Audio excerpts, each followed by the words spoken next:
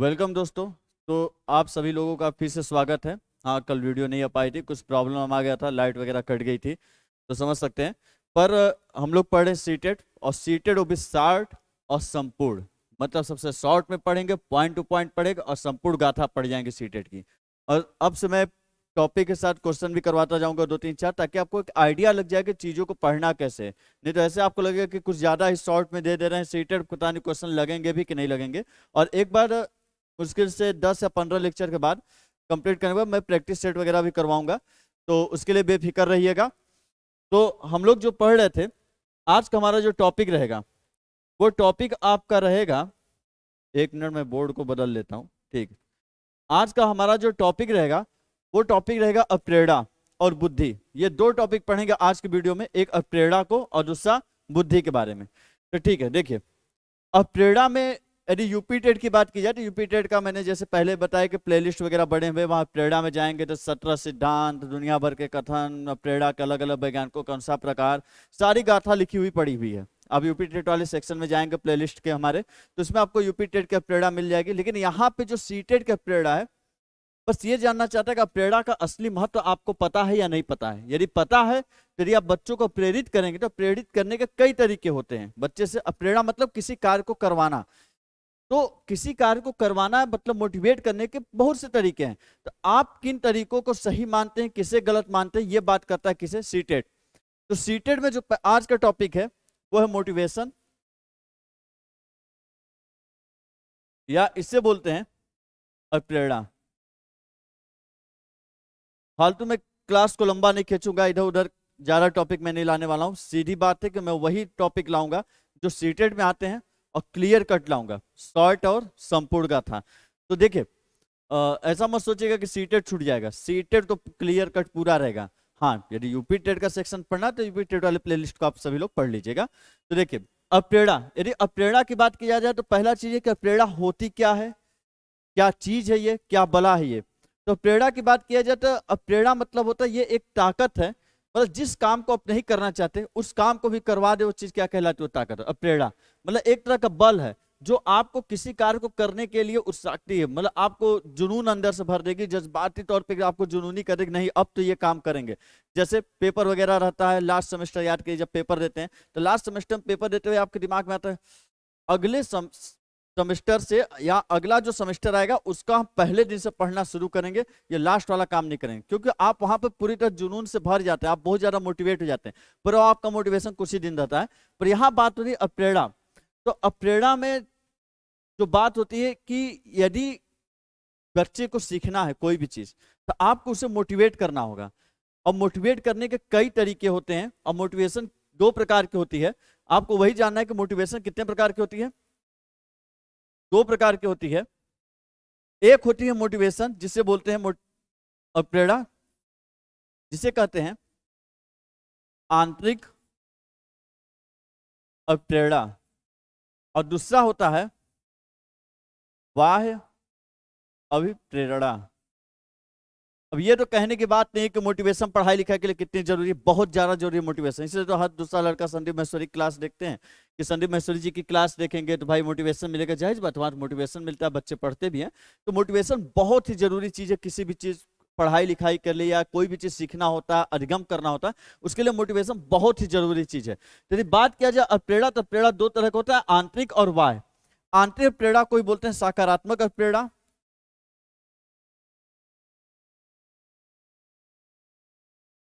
और बाह्य प्रेरणा को बोलते हैं नकारात्मक प्रेरणा। अभी प्रेरणा, राइटिंग मात्रा पे नहीं जाना है, पहले बताया हूं, जो ने बच्चे रहे होंगे उनको बता दूं, मेरे राइटिंग मात्रा पे नहीं जाया जाता, भावनाओं और शब्दों को समझिएगा। तो देखिए, आपसे सीटेड में जो टर्म यूज करेगा वो साकार सॉरी जो आपसे सीटेड में टर्म यूज करेगा पूछने के लिए, वो रहेगा आंतरिक और बाह्य प्रेरणा। तो देखिए, आंतरिक प्रेरणा वह प्रेरणा होती है जिसमें बच्चा खुद से किसी चीज को करने के लिए प्रेरित हो। मतलब जैसे एक बच्चा है, वो विज्ञान पढ़ा, वो जाकर विज्ञान की ढेर सारी किताबें पढ़ रहा है, इसलिए पढ़ रहा है ताकि उसके अंदर जिज्ञासा है, उसके अंदर रुचि है। इसलिए आप बहुत सी किताबों को आप इसलिए पढ़ते हैं क्योंकि आपकी उसमें जिज्ञासा होती है, आपकी रुचि होती है। मतलब जिज्ञासा रुचि कहाँ होती है, आपके अंदर, इसलिए जैसे जिज्ञासा, रुचि, जैसे आप चाहते कि नहीं लोग में हमारा सम्मान करें, इसलिए पढ़ेंगे ताकि हम भी लोग हमारी प्रशंसा करें। तो इस चीज की जो चाह होती है आपको, वो चाह कहाँ होती है? आपके अंदर। और इसलिए इसे बोलते हैं आंतरिक प्रेरणा। मतलब यदि बच्चा अपनी जिज्ञासा के लिए पढ़ रहा है, यदि बच्चा पढ़ रहा है क्योंकि उस विषय में उसकी क्या है? रुचि। यदि बच्चा पढ़ रहा है क्योंकि वो क्या चाहता है? सम्मान। यदि बच्चा पढ़ रहा है क्योंकि वो क्या चाहता है? लोग उसकी क्या करें? प्रशंसा। तो ये सारी चीजें क्या कहलाती है? आंतरिक प्रेरणा। मतलब अपनी क्यूरियोसिटी को शांत करने के लिए, अपने इंटरेस्ट के अनुसार किसी चीज को जब आप पढ़ते हैं या कोई भी चीज आप सीखते हैं, तो वो होती है आंतरिक प्रेरणा।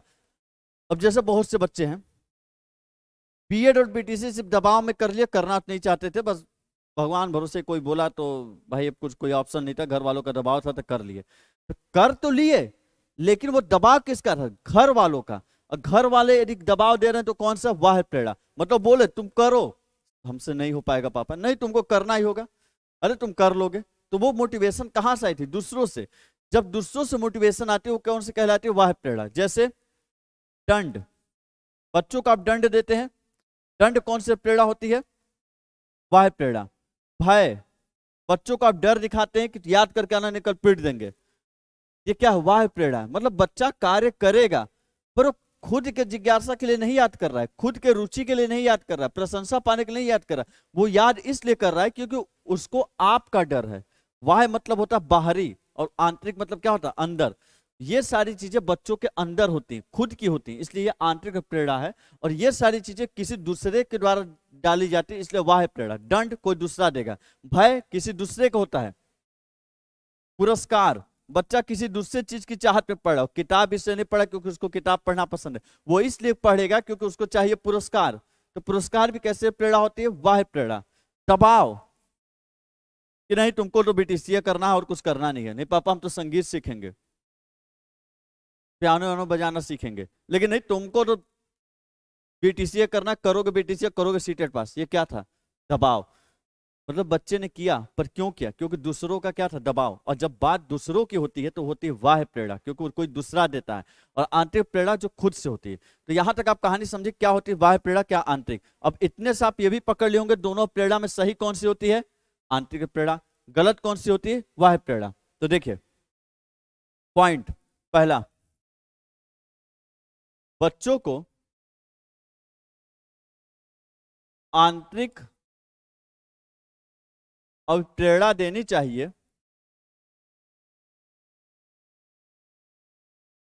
ना कि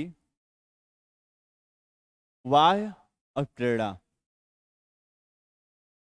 मतलब वाह प्रेरणा नहीं देनी चाहिए, अर्थात बच्चों को न मारना चाहिए, न पिटना, न पुरस्कार, न दबाव, न बच्चों को आप शर्मिंदा फील करवाइए कि नहीं याद करके आया, बहुत घर गंदा है, बहुत खराब बच्चा, बहुत गधा बच्चा, आप शर्मिंदगी फील करवा रहे हैं, वो भी क्या है? गलत।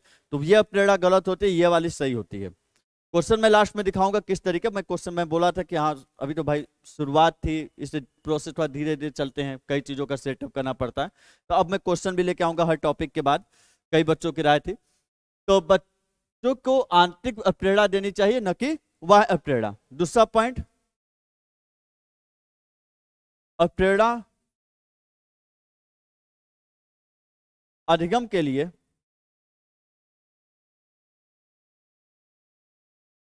अति आवश्यक है, अति आवश्यक है। अब प्रेरणा क्या है? अधिगम के लिए बहुत ही ज्यादा क्या है? आवश्यक है, बहुत ही ज्यादा क्या है? जरूरी है। ये आपके क्वेश्चन पूछे जाएंगे जितने भी सीटेड के, बस यहीं से रहेंगे। अब चूंकि सीटेड में पूछता है कहानी, थ्योरी तो पूछता नहीं है, तो जो इस कॉन्सेप्ट को समझा वो मार जाएगा बाजी, और जो नहीं समझेगा वो इसी को रट के रह जाएगा, ढूंढता रह जाएगा। तो ये आपका कौन सा चैप्टर था? अब प्रेरणा का। अब प्रेरणा की सारी कहानी यही से आती है, और इसी के ऊपर आपसे स्टोरी लाइन बनी होगी, ऑप्शन में कहानियां दी होंगी, जो आपको पकड़ना होगा कौन सा आंतरिक प्रेरणा, कौन सा बाह्य प्रेरणा, बस। और ये आपको लगता है इसके अलावा बहुत पढ़ाया जाता है, तो सीटेड में तो मैंने ये भी देखा कि ऑनलाइन सिगमंड फ्राइड से लेके क्या क्या पढ़ा डाले हैं, जिनका कि नामो निशान एक क्वेश्चन नहीं मिलेगा। इसलिए कहता हूँ कि बच्चों को, आप लोगों को, कि पहले पढ़ने से पहले ये तो देख लो सिलेबस में है भी कि नहीं है, कि नहीं बोलते ना अधिग्रहित व्यवहार, कि बिना जाने समझे कि क्या सही क्या गलत है, क्या उचित क्या अनुचित है, बस सबका सब धारण कर लिए, सबका सब ले लिए। तो चूंकि समय कम है इसलिए पॉइंट टू पॉइंट पढ़ना है। तो ये आपका कौन सा टॉपिक था? अप्रेरणा। अब एक अगला टॉपिक मैं लेता हूं, बुद्धि। ऐसे तो बुद्धि की कहानी चलती है 2 हफ्ते से ज्यादा, पर यहां बुद्धि चलेगी 2 मिनट से भी ज्यादा नहीं। बात करें बुद्धि की, तो यदि बात किया जाए बुद्धि का संप्रत्यय की, बुद्धि की अवधारणा किसने दी थी? तो वो तो फ्रांसिस गाल्टन।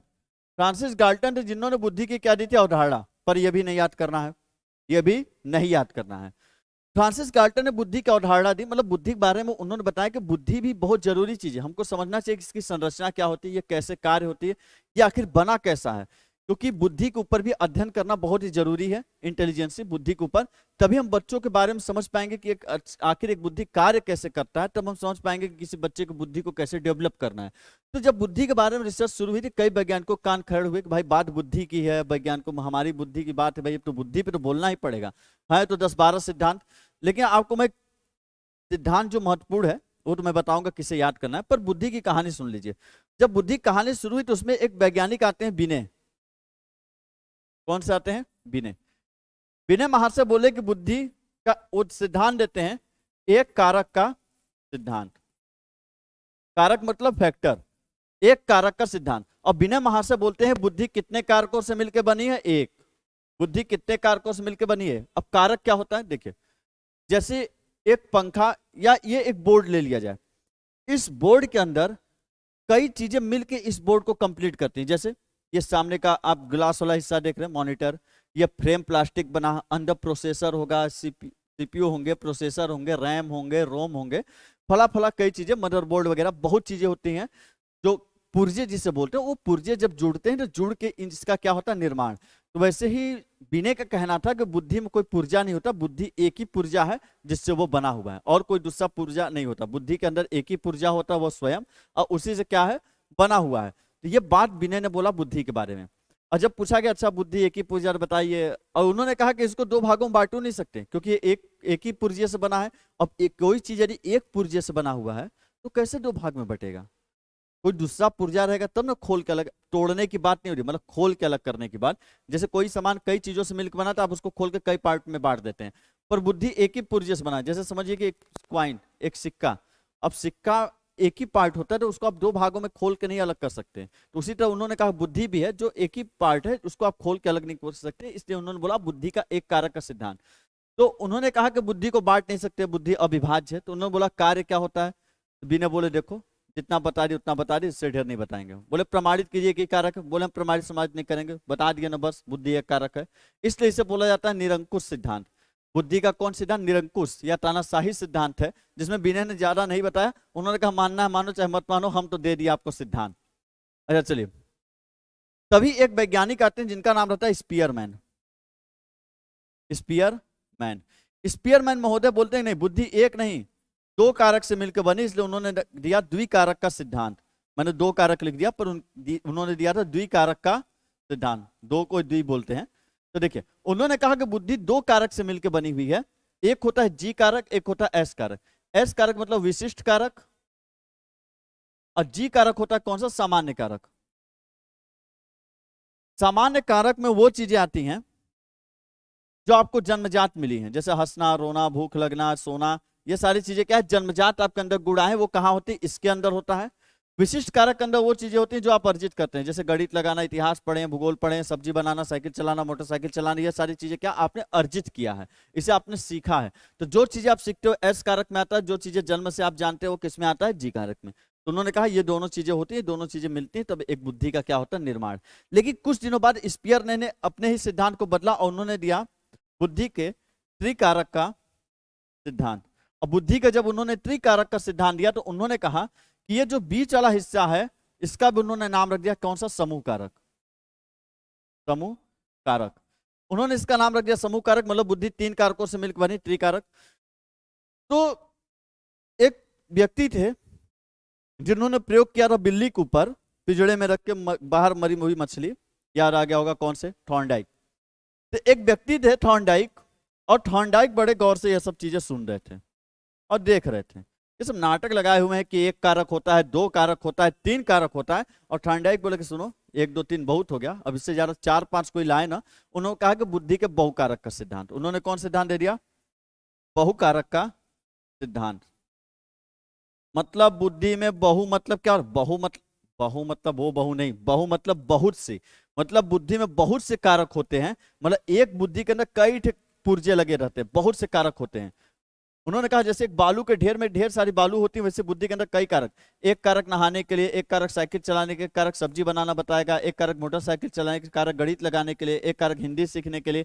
इसलिए अलग अलग कामों के लिए ढेर सारे क्या होते हैं, कारक होते हैं। इसलिए बुद्धि के अंदर बहुत से पुर्जे लगे हुए हैं और हर पुर्जा अलग अलग काम को करता है। इसलिए इस सिद्धांत को बोलते हैं बालू का सिद्धांत।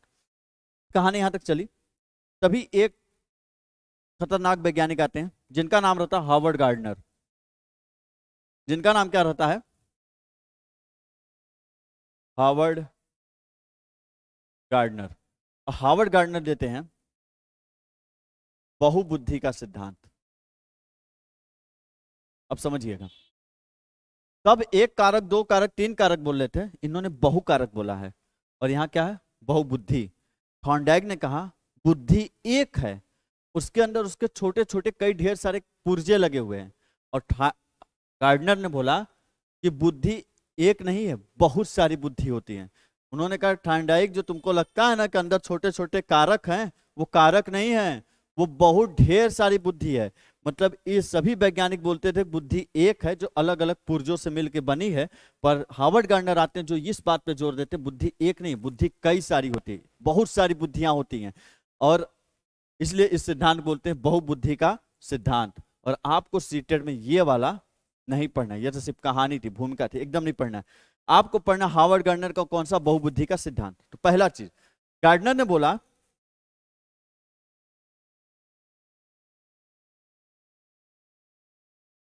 गार्डनर ने कहा बुद्धि एकाधिक होती है। एकाधिक मतलब एक से अधिक या बहुत सारी होती हैं। दूसरा, बुद्धि के कई आयाम होते हैं, आयाम या बीमाएं होती हैं। समझिएगा, बहुत ढेर सारी बुद्धियां होती हैं, बुद्धियों के बहुत ढेर सारे आयाम होते हैं, बहुत ढेर सारी बीमाएं। मतलब पहली बात तो उन्होंने कहा कि आपके अंदर जो योग्यता है, सब्जी बनाने का कोई कारक नहीं होता, सब्जी बनाना भी एक बुद्धि का काम है। थॉर्नडाइक क्या बोला था, ये सब्जी बनाने का कारक, ये साइकिल चलाने का कारक। तो हार्वर्ड गार्डनर बोले देखो थॉर्नडाइक, सब्जी बनाना बुद्धि का काम है, इसलिए वो सब्जी बनाने का कारक नहीं, वो सब्जी बनाने की बुद्धि है। साइकिल चलाने की बुद्धि है, मोटरसाइकिल चलाने की बुद्धि है। इसलिए बुद्धि क्या है, ढेर सारी है अलग अलग चीजों का जो आपके अंदर, मतलब आपके अंदर ढेर सारी योग्यता होती है, बहुत ढेर सारे टैलेंट होते हैं।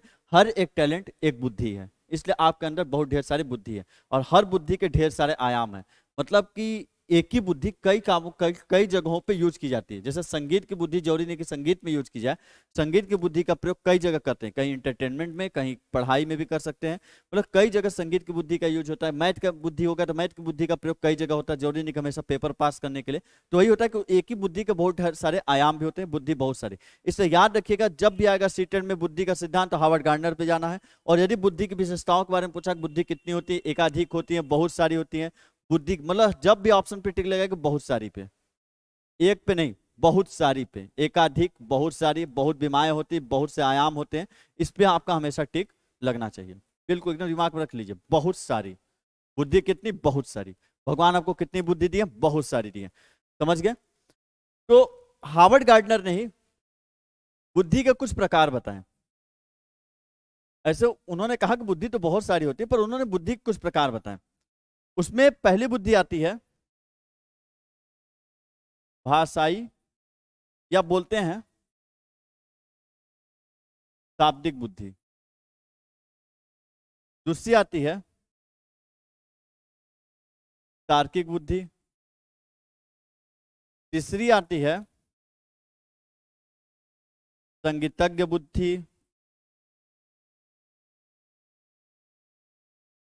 संगीतज्ञ बुद्धि। चौथी आती है शारीरिक, कहीं कहीं क्रियात्मक लिखा रहता है, कहीं कहीं शारीरिक गतिक लिखा रहता है, शारीरिक गतिक बुद्धि। पांचवी आती है आपकी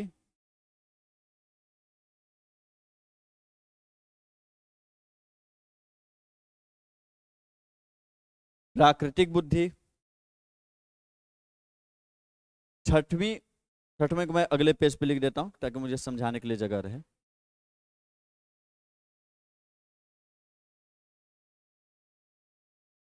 छठवीं आती है अस्तित्ववादी बुद्धि।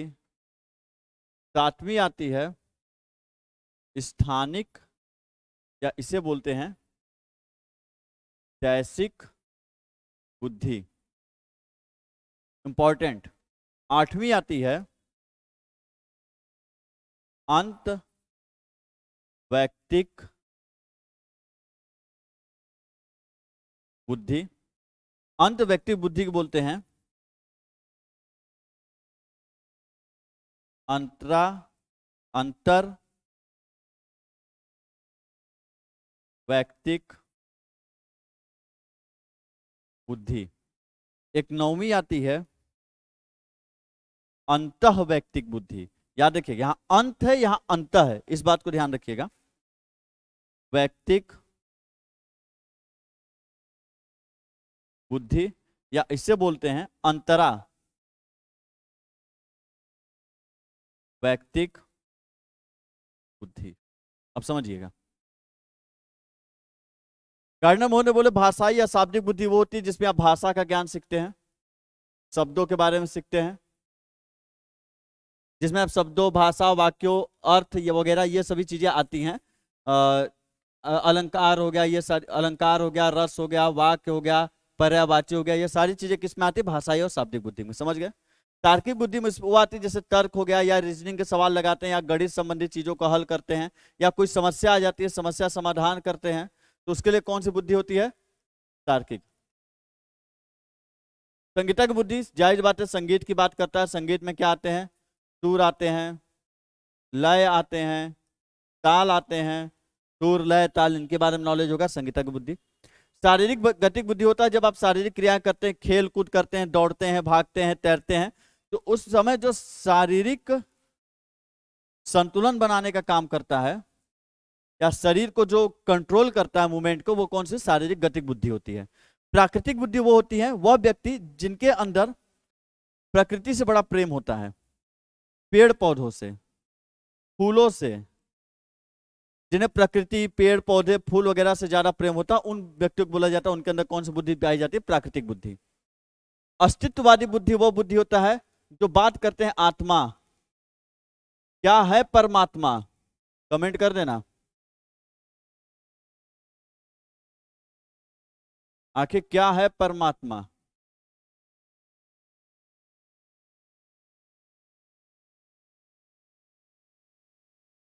आखिर जीवन का उद्देश्य क्या है? क्या है यह जीवन? मृत्यु क्या है? अब समझ गए होंगे। जो बात करते हैं खुद के अस्तित्व पे, क्या भगवान है, क्या परमात्मा है, क्या होती है आत्मा, जो यथार्थ की बात के बारे में सोचते हैं, आखिर शुरुआत क्या है, अंत क्या है, उद्देश्य क्या है इस पूरी जीवन के, उनके बारे में जो बात करते हैं, जो अस्तित्व पे सवाल उठाते हैं, अस्तित्व के बारे में सोचते हैं, उनके अंदर कौन सी बुद्धि होती है? अस्तित्ववादी। स्थानिक या दैसिक बुद्धि याद रखिएगा, जिसमें बात की जाती है आकृति की, जिसमें बात की जाती है दिशा की। वो बुद्धि जो आकृति के बारे में समझ सकती है, वो बुद्धि जो दिशा के बारे में समझ सकती है, वो बुद्धि जो मानचित्र के बारे में समझ सकती है, वो कौन सी बुद्धि कहलाती है? स्थानिक बुद्धि। स्थानिक या दैसिक बुद्धि होती है जिसमें आकृति के बारे में समझ होता है, दिशा के बारे में समझ होता है, मानचित्र के बारे में। और इस बुद्धि का नाम याद रख लीजिएगा, स्थानिक शब्द का वही प्रयोग होता है पूरे सीटेड में जहां पे आकृतियों के बारे में बात की जाएगी। और देखिएगा जब हम बैठ के पेडागोजी में पहुंचेंगे तो वहां बहुत से ये शब्द बहुत बार यूज होने वाला है। अंत वैयक्तिक बुद्धि वो व्यक्ति बुद्धि होता है जिसमें दूसरों के भावना, इच्छा आदि के बारे में समझना। यदि आप अपने दोस्त की भावनाओं, इच्छाओं के बारे में समझते हैं या उसे महसूस करते हैं, उसने समझने की कोशिश कर रहे हैं, तो उस समय आप कौन कौन सी बुद्धि का प्रयोग कर रहे हैं? अंत व्यक्तिक या अंतर व्यक्तिक। अंतः व्यक्तिक वो होता है जब स्वयं के भावना, इच्छा आदि को समझना। समझिएगा। अब आपसे क्वेश्चन क्या पूछता है सबसे, बाकी तो आप पकड़ लेंगे, दो अंतर इसी में होता है। देखिए, जब दूसरों की भावना और इच्छा को समझेगा उसके अंदर अंतर व्यक्तिक बुद्धि या अंत व्यक्तिक, और जो स्वयं की भावना और इच्छा को समझता है उसके अंदर अंतरा या फिर अंतः। तो देखिए, दूसरों मतलब दो लोग, जब दो लोग होंगे तभी दो लोग के बीच क्या होगा? अंतर। समझ गए? या आपके इस पे से आपके क्वेश्चन उठते हैं कि किस तरह की कौन सी बुद्धि होती है। बुद्धि में एक चीज और आपसे पूछ लेता, बुद्धि लब्धि। बुद्धि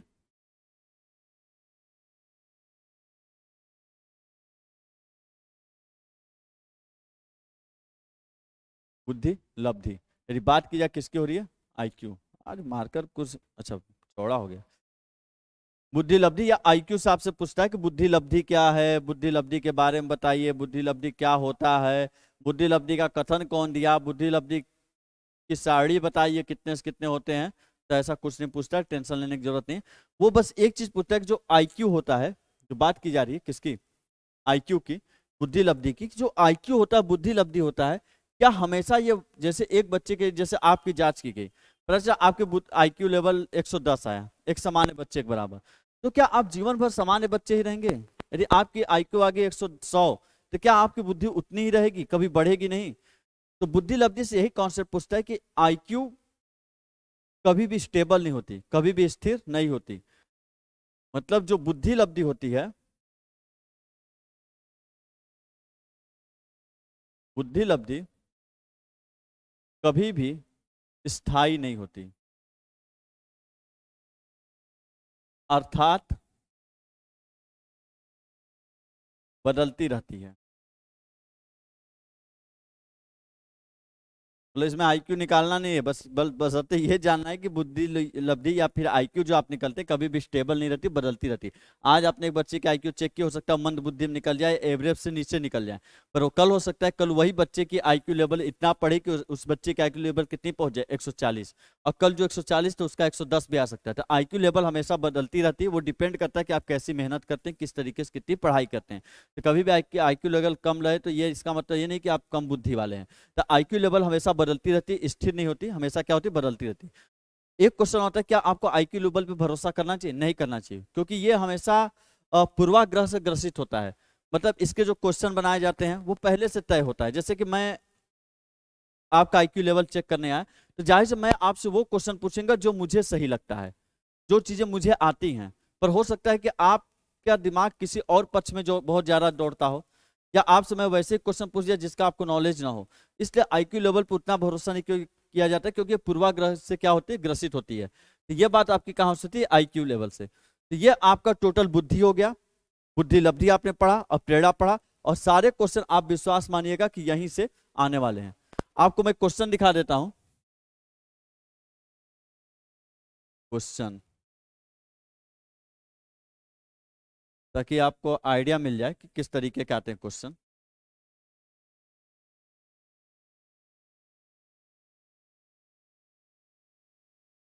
जैसे देखिए कि निम्नलिखित में से कौन सा आंतरिक प्रेरणा का उदाहरण नहीं है? जिज्ञासा आंतरिक होता है, बच्चे के अंदर पाया जाता है। रुचि बच्चे के अंदर पाई जाती है। स्पष्टता की चाहत, कि जो चीज हम पढ़े उसको और डिटेल में पढ़ना और स्पष्ट करना और क्लियर करना, उसे पढ़ के डीप पढ़ना है, यह भी आंतरिक है। पुरस्कार पाने का प्रयास करना, यह आंतरिक प्रेरणा का उदाहरण नहीं है। बस क्वेश्चन ऐसे नॉर्मल आते हैं। आपसे भी और भी क्वेश्चन करवाऊंगा। ये देखिए क्वेश्चन, कि विद्यार्थी सीखने के प्रति अप्रेरित होते हैं यदि कार्य, बच्चे सीखने के प्रति अप्रेरित कब होंगे? यदि कार्य अप्रासंगिक हो, मतलब कि वो चीजें किसी चीज से तालमेल नहीं रखते हो, बिल्कुल अप्रासंगिक हो, तो क्या उससे अप्रेरित होंगे? कभी भी अप्रेरित नहीं होंगे। क्या इस चीज से बच्चे अप्रेरित होंगे? तो इससे कभी भी अप्रेरित नहीं होंगे। बिना किसी चुनौती वाला हो, यदि आपने बच्चे को कोई चैलेंजिंग काम दिया ही नहीं कि जिसमें उसका दिमाग लगे, वो बोर हो जाएगा, कभी प्रेरित नहीं होगा। उनके जीवन से संबंधित जाहिर सी बात है जो चीजें आपने दिया है, यदि उसके लाइफ से जुड़ी हुई चीजें हैं तो वो उस कार्य को करने के लिए क्या होता है, प्रेरित। आपने कोई ऐसा चैप्टर पढ़ा है जो उसकी लाइफ से जुड़ी हुई है, उसके साथ उसके अनुभवों से जुड़ा हुआ, उसके दैनिक जीवन, उसके व्यवहारात्मक जो कार्य होते हैं उनसे जुड़ा हुआ है, तो जाहिर सी बात है उन चीजों को पढ़ने के लिए क्या होता है, प्रेरित। तो उनके जीवन से क्या हो जुड़ा, बहुत ही अमूर्त हो नहीं, उससे वह प्रेरित नहीं होगा। और क्वेश्चन देखते हैं, ये होता है प्रेरणा। इसलिए बोलता हूं कि चीजें वही पढ़िए जो आपसे पूछे जाते हैं हमेशा।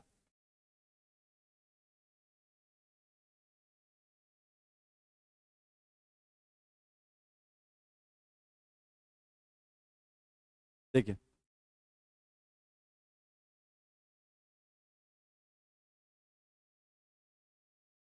बुद्धि के समकालीन संप्रत्तियों के अनुसार बुद्धि लब्धि परीक्षण किसी व्यक्ति की बुद्धिमत्ता को जांचने के लिए उपयुक्त नहीं है। मतलब बुद्धिमत्ता को जांचने के लिए उपयुक्त नहीं है, कोई भी बुद्धि लब्धि का जो तरीका होता है वो किसी भी व्यक्ति बुद्धिमत्ता को जांचने के लिए उपयुक्त नहीं है। मतलब उससे आप किसी भी तरीके से आप बच्चे किसी व्यक्ति का बुद्धि लब्धि आप पूरी तरीके से नहीं जान सकते, क्योंकि वे अक्सर होते हैं वैध, विश्वसनीय या सांस्कृतिक रूप से पूर्वाग्रहित। तो क्या होते हैं, सांस्कृतिक रूप से पूर्वाग्रहित, मतलब वो पूर्वाग्रहित होते हैं कि कोई भी व्यक्ति आए अगर ये आपकी बुद्धि लब्धि जांचना चाहता, नहीं होता कि जैसे हम आए, हम आपसे 2 सवाल पूछे, हो सकता है आप स्टूडेंट है बीए के, आपको हिंदी या फिर हो सकता है कि आपको इतिहास बहुत अच्छा आता है, पर आपसे कभी कभी ऐसा होता है कोई व्यक्ति गणित का है, गणित का नॉर्मल सवाल पूछा, आपको नहीं आता, बोलता है ये तो बड़ा गधा है। अरे भाई, उसका सब्जेक्ट ही दूसरा, उससे उस सब्जेक्ट में आओ ना इतिहास में, फिर तुमको बताएगा कि तुम्हारा गणित कहाँ तक पहुंचता है। तो इसलिए जो पूर्वाग्रह होता है, कोई व्यक्ति को जो चीजें आती है वो आपसे पूछता है, तो आईक्यू लेवल इसलिए पूरी तरह क्लियर नहीं होता, वो आपको किसी व्यक्ति की बुद्धिमत्ता को आईक्यू लेवल चेक ही नहीं कर पाता है, या किसी व्यक्ति की बुद्धिमत्ता के आईक्यू लेवल को आप पूरी तरह चेक नहीं कर सकते, इसलिए आईक्यू लेवल पे भरोसा करता ही नहीं है सीटेट। और इसीलिए बोलता है कि वो पूर्वाग्रह से ग्रसित होता है, इसलिए कहा जाता है कि आईक्यू लेवल हमेशा स्टेबल नहीं होती है, हमेशा बदलती रहती है। और क्वेश्चन देख लेते हैं।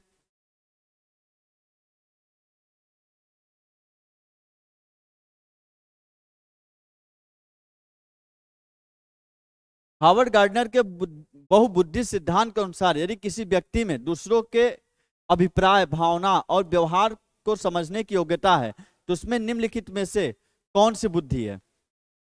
तो देखिएगा, दूसरों के अभिप्राय, भावना और व्यवहार को समझने की ताकत है। वो दूसरों के यदि भावनाओं व्यवहारों को समझने की ताकत रखता है, तो जिसमें दूसरों की भावना व्यक्त, उसको अंतर व्यक्तित्व क्या बोलते हैं, अंत व्यक्तित्व। और यही सीटेट पिछले एक ऑप्शन गलत दिया था। व्यक्तिगत कुछ होता नहीं, अनुभवजन्य कुछ होता नहीं, सामाजिक बुद्धि होता नहीं, हार्वर्ड गार्डनर में कोई भी बुद्धि है नहीं। यहाँ क्या लिख दिया, अंत व्यक्ति, जबकि यहाँ पे ऑप्शन होना चाहिए कौन सा, अंत व्यक्ति। कौन सा ऑप्शन होना चाहिए था, अंत व्यक्ति। तो क्लियर रहिएगा, ये वाला आपको कई प्रैक्टिस सेटों में स्प्रिंट भी मिलते हैं, और ये वाले में आपको बच्चों को बहुत कंफ्यूजन होता है। अंत व्यक्ति खुद की भावनाओं, खुद के अभिप्राय, खुद की इच्छा को समझने के लिए। अंत व्यक्ति होता है जब दूसरों की भावनाएं, दूसरे की इच्छा, दूसरों के अभिप्राय को समझना हो। और देख लेता हूं क्वेश्चन कहां गया। हार्वर्ड गार्डनर के बहुबुद्धि सिद्धांत के अनुसार यदि कक्षा में कोई बच्चा सहकर्मी समूह के स्वभाव, इरादों, मनोदशा के प्रति